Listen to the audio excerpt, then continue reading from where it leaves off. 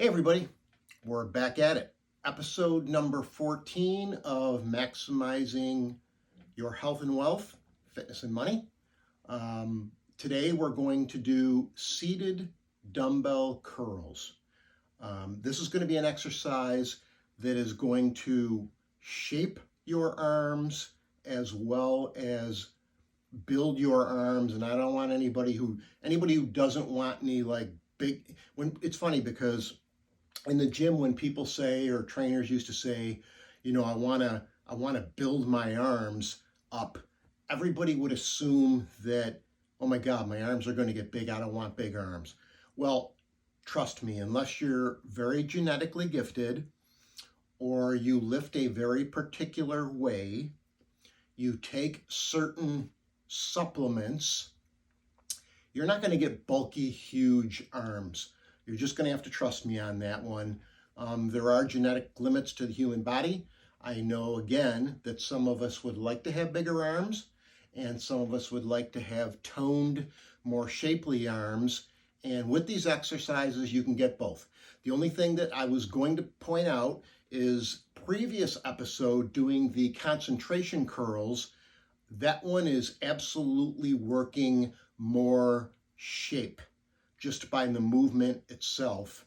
And I'll show you afterwards what I'm talking about. This one is more of, it's definitely not a compound movement, but it certainly is a movement that is going to allow you to shape your arms and add a little bit of size, tone, things like that. So the other thing I wanted to point out today was, when people say I'd like to shape my arms, that means a lot of different things. Shape can be generally what we're trying to do, and I'm trying to visualize this or get this on video here, is you have your shoulder muscle and it comes boop down here, and it's almost like a cut, and then it comes down here and it's almost like another cut. So this in-between area and up to your shoulder, that's what basically shapes your arm. Now, your arms can be shaped and defined and bigger, and they can just be shaped and defined. I mean, that's perfectly fine. And again, we're going to do the 3 exercises. I already did one. We're going to do the second one today.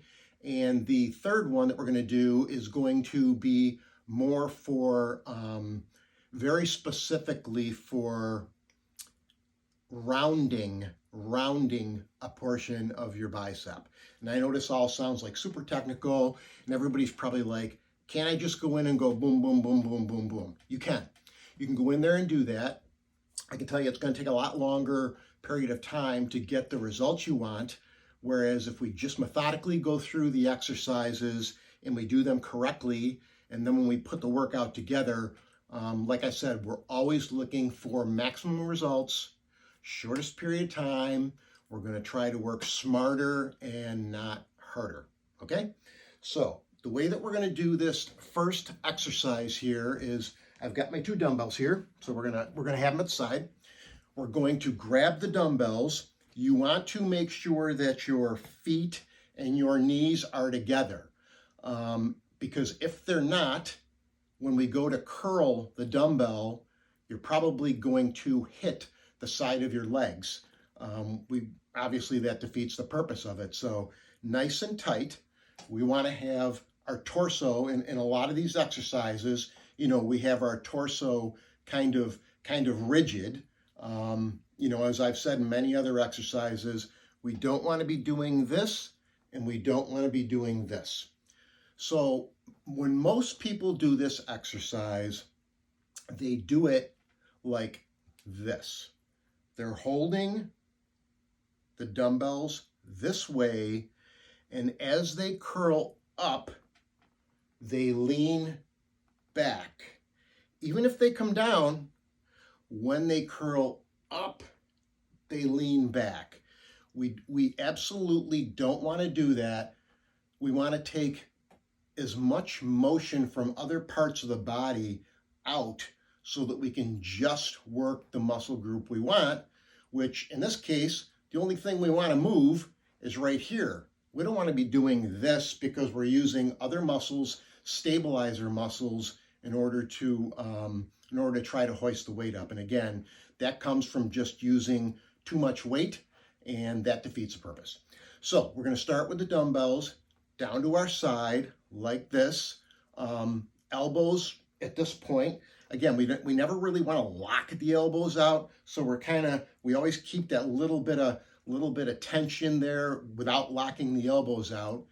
And similar to the exercise we did last time, as we curl up, and we're going to do this one at a time, as we curl up, almost immediately we start to turn the dumbbell up, and again we turn it out. We turn our wrist out as we get to the top of the movement.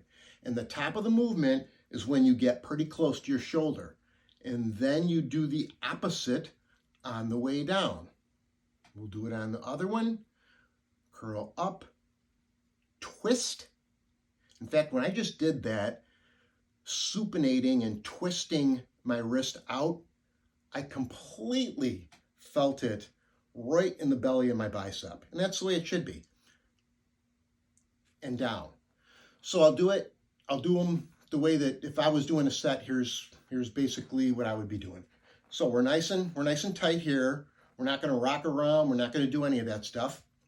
So we're going to come up, supinate, down, up, supinate, down, up, supinate, down, and then up, twist out, down, up, twist out, down, up, twist out, down. I can't tell you how important the twisting at the top is. I mean, as you come up, you're putting good stress on the muscle, but when you get to the top, you're giving it that extra little bit as you take and you go like this with your wrist, turning it out. It just puts a lot of stress in this particular area here. So that's the right way to do the exercise. I did want to, because it just popped into my mind, and you know that I completely ad-libbed this thing. There's no whiteboard off to the side, which is telling me, well, you got to talk about this next. So may have noticed the past couple of videos that I neglected to have my sneakers on. Old habits die hard. So obviously when you go to the gym, they have rules. You have to wear sneakers.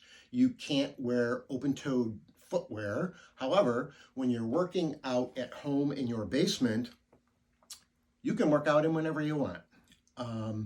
And I do sometimes still find myself coming down here working out in my socks or working out in my slippers. Either way, as I said before, don't do that. Because if you drop one of the weights on your toes or your foot, you're going to have nothing there to cushion it, and that's going to lay you up for a while. And we definitely don't want to get laid up, especially when we're going to be starting legs very, very shortly. Doing calves and doing thighs and working our hamstrings and quads. So we definitely don't want to get laid up with our feet prior to that.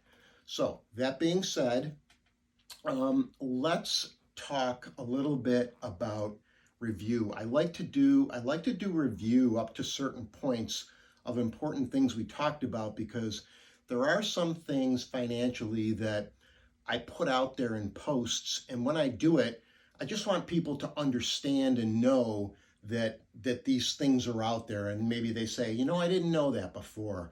But I try to make it so that what you've learned, you can apply.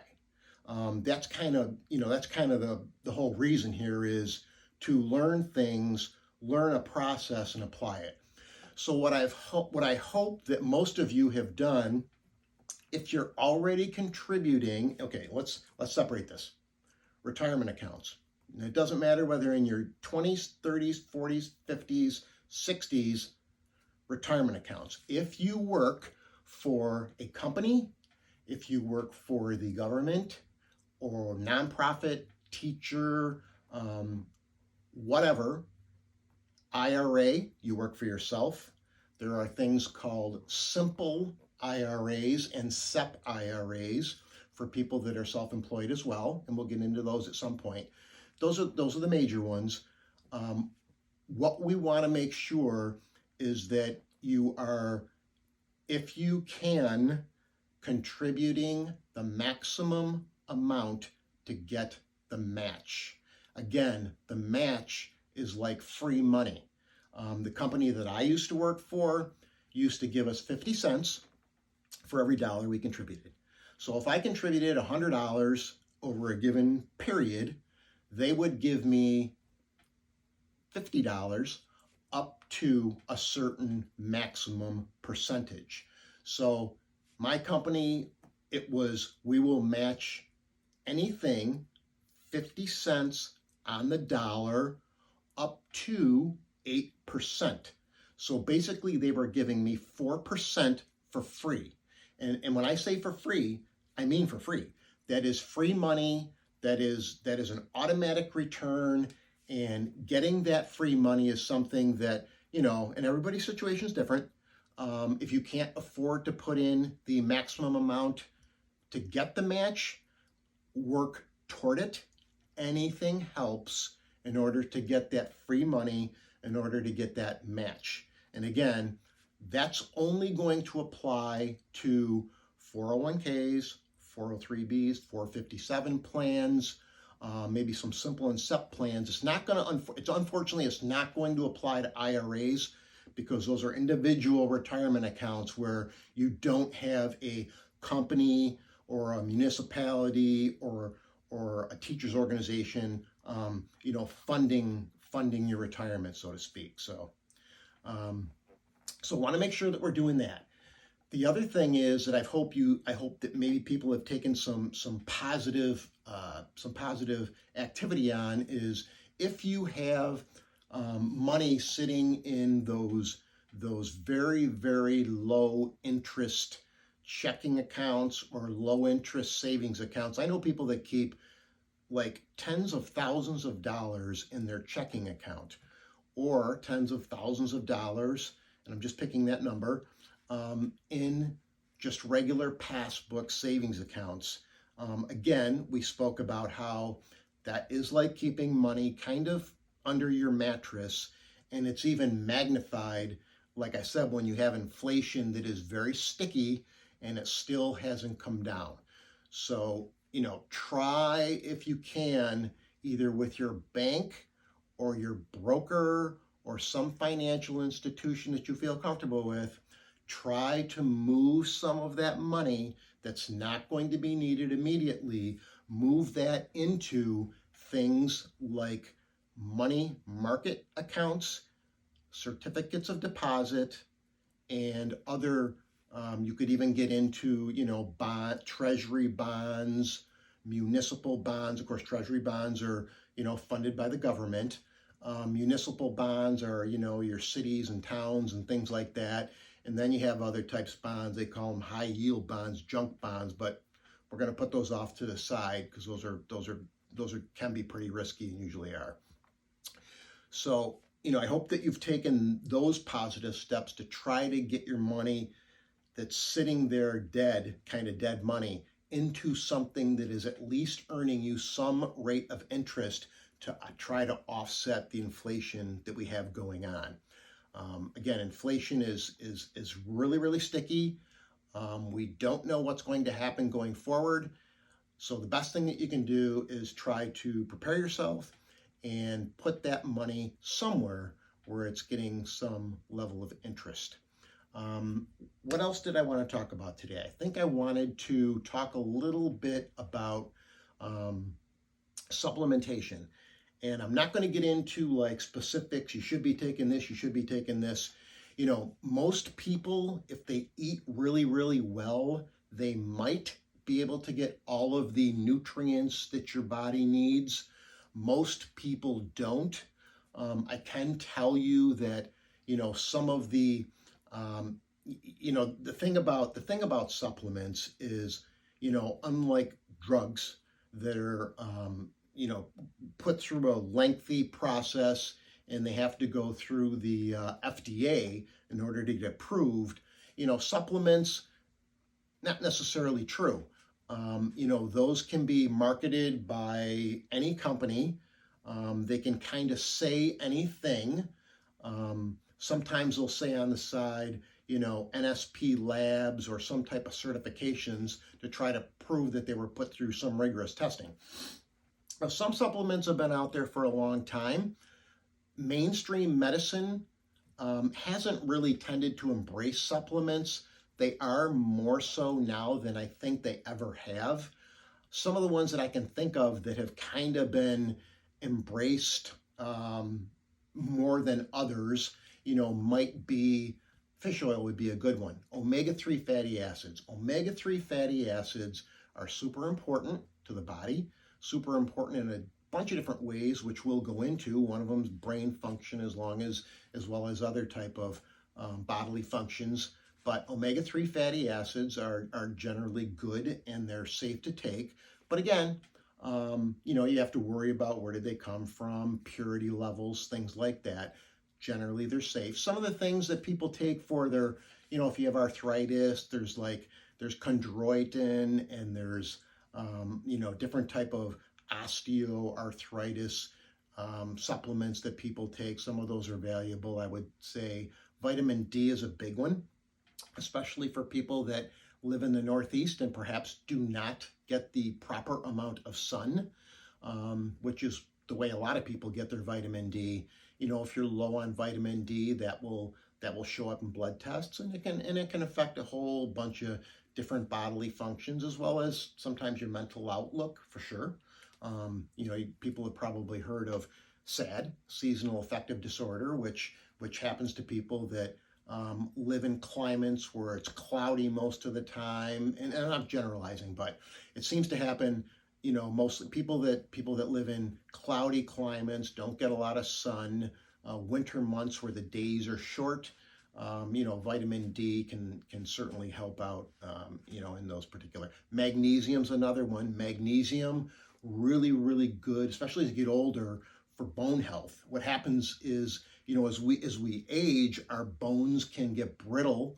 So when you fall or something happens, you become more susceptible to breaking bones. Well, certainly magnesium can help with that. Those are kind of the main ones that I think I'm want to talk about at this juncture. But we are going to be, again, to kind of make it a, I don't want to just make it a exercise. We'll put the finance off to the side because that is a different subject, and I don't just want to make it an exercise type of vlog. I do want to introduce healthy foods, supplementation, maybe some, tips and strategy, other tips and strategies as we get along. We're going to kind of build on it. So we have done our 14th episode. Number 15, we're going to be doing our last bicep exercise, which is going to be called preacher curls.